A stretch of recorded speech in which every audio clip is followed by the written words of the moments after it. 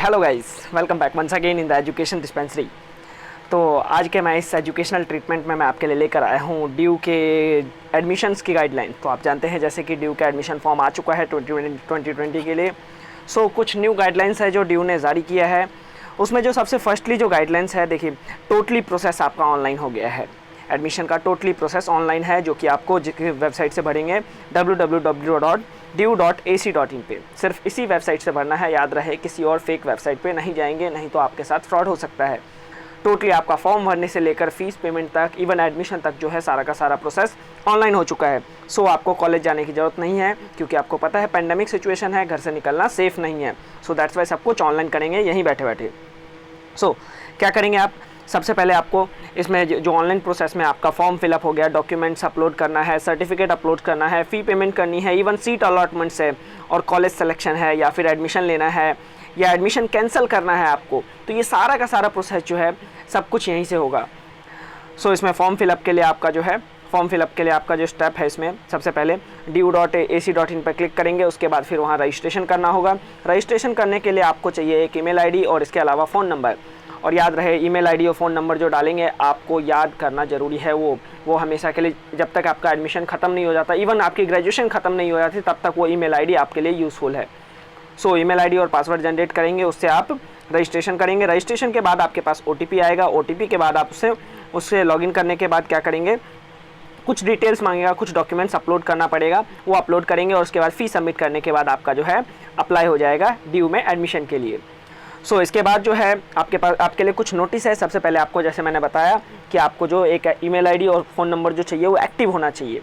कोशिश करिएगा कि ये जो ईमेल आईडी और फ़ोन नंबर लेंगे आप अपना पर्सनल ले, क्योंकि ये आगे 3 साल तक यही यूज़ होना है। सो दैट्स वाई आपका अगर खुद का ईमेल आईडी नहीं है तो एक ईमेल आईडी क्रिएट कर लीजिएगा। पेरेंट्स की ईमेल आईडी मत डालिएगा, क्योंकि बाद में जब आपके लिए अपडेट्स आते हैं या फिर कॉलेज से इन्फॉर्मेशन आता है तो बार बार पेरेंट्स को परेशानी होगी। सो इस केस में आप नई ईमेल आईडी पर्सनली जनरेट कर लीजिए। और फ़ोन नंबर तो पेरेंट्स का भी चल सकता है, नहीं अगर आपका पर्सनल है तो मच बेटर है। इसके अलावा सेकंड थिंग्स जो है आपके लिए नोटिस, कि जो आईडी पासवर्ड आप इसमें डालेंगे, मतलब कि जो आपका ईमेल आईडी और पासवर्ड है उसको आपको याद रखना है।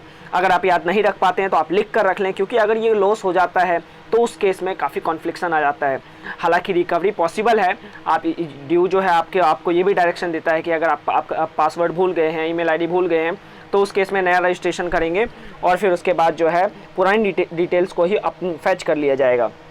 बट ऐसी नौबत ना आए, सो दैट्स वाई आपको याद रखना ज़रूरी है। इसके अलावा जब रजिस्ट्रेशन फॉर्म भरेंगे तो उसके बाद आपसे कंफर्मेशन पेमेंट के बाद रजिस्ट्रेशन स्लिप होगी, उसका प्रिंट आउट लेना मत भूलिए। प्रिंट आउट लेना बहुत ज़रूरी है। इसके बाद जो है आपको जो भी डॉक्यूमेंट्स अपलोड करेंगे उसको आप क्लियरली फ़ोटो क्लिक करिए, और क्लियरली फ़ोटो क्लिक करने के बाद, स्कैन करने के बाद, वो अच्छे पिक्सल में आपका फ़ोटो जो है क्लियर दिखना चाहिए, क्योंकि आपको पता है सारा का सारा प्रोसेस ऑनलाइन है।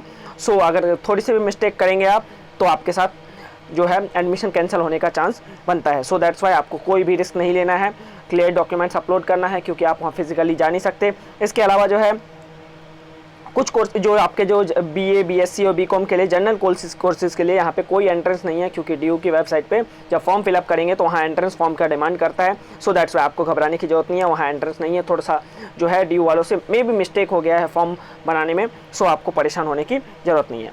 इसके अलावा बात करें कि हमारे पास जो कट ऑफ है, टोटल 5 कट ऑफ इस बार आने वाली है। 6, 7, 8 कट ऑफ नहीं आएंगे पिछली बार की तरह या फिर उससे पहले की तरह, क्योंकि ऑनलाइन प्रोसेस हो चुका है। तो सारा का सारा जो है 5 कट ऑफ में ही काम ख़त्म करेंगे। लेकिन अगर मान लो किसी कॉलेज में, पर्टिकुलर कॉलेज में कोई अगर सीट बच जाती है तो उस कॉलेज के लिए पर्सनली एक अलग से कट ऑफ लिस्ट जारी किया जा सकता है। इसके अलावा आपके लिए जो है जब एडमिशन फॉर्म भरेंगे तो एडमिशन फॉर्म भरने के बाद जब आपका एडमिशन कॉलेज वाला अप्रूवल दे देते हैं तो 24 आवर के अंदर फ़ीस पेमेंट करनी होती है। अगर 24 आवर के अंदर अगर आप फ़ीस पेमेंट नहीं करते हैं तो आपका एडमिशन कैंसिल हो जाता है। सो दैट्स वाई आपका जो है एडमिशन पेमेंट के लिए आप अपने अकाउंट में पैसे अभी से इकट्ठा कर लें। अगर नहीं है, किसी से बोरो करना है तो वो अभी से कर लें। इसके अलावा गर्ल्स के लिए गुड न्यूज़ है। गर्ल्स के लिए गुड न्यूज़ क्या है कि नॉन कॉलेजेट के फॉर वुमेन के लिए जो है कॉलेज अब इंक्रीज़ हो गया है, अब आपका 17 कॉलेज हो गया है। इसके अलावा जो है जो रिलैक्सेशन की बात करें, रिजर्वेशन की, सो आर्म फोर्स के जो विडो हैं या कश्मीरी माइग्रेंट्स हैं, इनके लिए 5% जो है एक्स्ट्रा रिजर्वेशन है।